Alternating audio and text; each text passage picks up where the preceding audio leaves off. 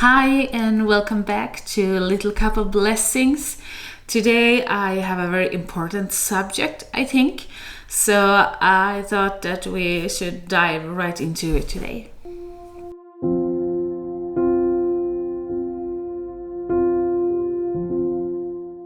So today I want to talk about the importance of actually being a Mary. We have the story in the Bible about Mary and Martha. Maybe you have heard it before.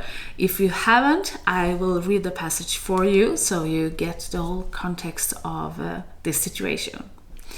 So I read from Luke 10, verses 38 to 42. And it says like this. Now it came to pass, as they went, that he entered into a certain village, and a certain woman named Martha received him into her house. Jesus, she received. And she had a sister called Mary, which also sat at Jesus' feet, and heard his word. But Martha was cumbered about much serving, and came to him and said, Lord, dost thou not care that my sister hath left me to serve alone? Bid her therefore that she help me. And Jesus answered and said unto her, Martha, Martha, thou art careful and troubled about many things, but one thing is needful, and Mary hath chosen that good part, which shall not be taken away from her. So there we have the passage about Mary and Martha. And I know that many Christian women actually have a hard time managing these two situations, especially when we are homemakers. We want to be serving as Martha, but we also want to be close to Jesus like Mary. So today I will bring some clarity in how we are supposed to deal with this situation and why it's so important in our lives as Christian homemakers. As homemakers, we want to serve within our house, within our home. We want to show hospitality. We maybe are striving for our houses to be a good representation of our faith and maybe also our work in a good way. And yes, there is, of course, the need of taking care of your home, your children and your husband and everything in between. But if you never sit down at the feet of Jesus, it will damage you and it will damage your faith and it will have an effect on the whole your household and your family and your marriage. So that's why it's so important that even as homemakers, we have all these duties in our homes. We have to take time to sit at Jesus' feet, just like Mary did. And if you are not focused on Jesus in your life, in your homemaking, in your home, we can, from this text, see the fruit that will come from it. Just from this short passage, we have some details what happens. Of course, if it affects our whole faith, it will have so much more fruit that we can read about in the New Testament. But from this passage, we can see that Martha is coming and complaining and murmuring to Jesus about how she is the one who do everything, and he has to correct Mary to help her. And if you actually think about it, isn't that what we hear in society today?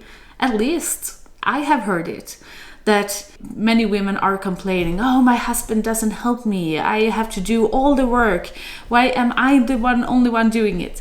And that is a fruit of not being focused on Jesus. Because even in our homemaking, even if we have a lot to do, if we are focused on Jesus and on God, we will do everything in our home for His glory. And that will keep us away from this murmuring and this selfishness, actually. Because that is actually what we see here in this passage. Martha is being very self-centered.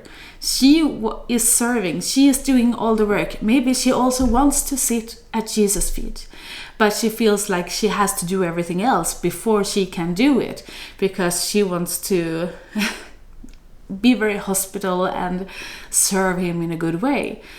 But that's not the point that we are supposed to focus on. And we see here in Jesus' response too, when he says, but one thing is needful, and Mary hath chosen that good part, which shall not be taken away from her. So I really want to encourage you, Christian sisters out there, don't be so occupied with serving and being a homemaker. Try to stay focused on Jesus, to stay focused on necessary things. Because we saw here in the passage too that Jesus is saying, thou art careful and troubled about many things, but one thing is needful. So we can be so full of thoughts about everything that we're supposed to do, but the only thing that is actually needed is Jesus. And I also want to read to you from Philippians chapter 2, verses 14 and 15, where it says a little bit more about this murmuring. And it says like this from verse 14. Do all things without murmurings and disputings, that ye may be blameless and harmless, the sons of God without rebuke, in the midst of a crooked and perverse nation, among whom ye shine as lights in the world. So we can see here that we are actually supposed to do things without complaining, without murmuring and disputes. We are supposed to serve with a happy heart. Just like I mentioned, if we do it for Jesus, for God, for his honor, we will have more joy in our serving. And if we are not totally occupied by all the serving, but also have our eyes fixed on Jesus, it will give us more joy, even if we have a lot of things to do. But why are we not supposed to murmur like this? I know that sometimes we feel like, oh, I have to just say what I have on my heart and then it will feel better. But we can see here in verse 15 why we're not supposed to be focused on all this murmuring and things. And it says, among whom ye shine as lights in the world. And maybe we want our homes to shine nice and bright. But we, Christian sisters, we need to be light in this world. We need to shine so much brighter than any of our homes can ever do. Our light is supposed to be the focus of our life. That should be what people see. We cannot be so occupied by serving this world and the things in this world through perfection or reputation, to have like a good reputation. Oh, she'll always have a nice home. But by our need for Jesus. And did you notice a detail from Luke 10 where it said that Mary was sitting at Jesus' feet? It also stated what she was doing at his feet. It says that she heard his word. So we see it here. What we are supposed to do at Jesus' feet is to listen to his word, to listen to everything that he has for us and what we are supposed to do. So we need to be focused on Jesus, to be able to be a salt and light in this world. And that will be such a greater witness and testimony than a perfect house will ever be. But as I said, of course, we also have our responsibilities within the home, in our homemaking, and in motherhood, and in our marriages. Just make sure that you are able to balance everything in a good way, in a way that will honor God, and that we are able to have time to actually focus on Jesus. Because we have to stewarding our time well. And no matter what the world says, we are not supposed to be lazy or idle in our homemaking. But we also have to make time. We have to prioritize time in the Bible, in prayer, to really get close to Jesus so we can sit there listening to His word. I hope this message can be a blessing for you in your homemaking.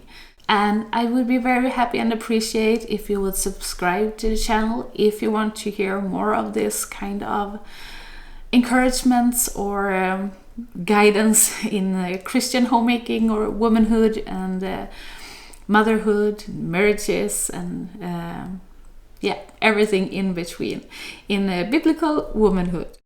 So be blessed, and I hope to see you soon again. Bye!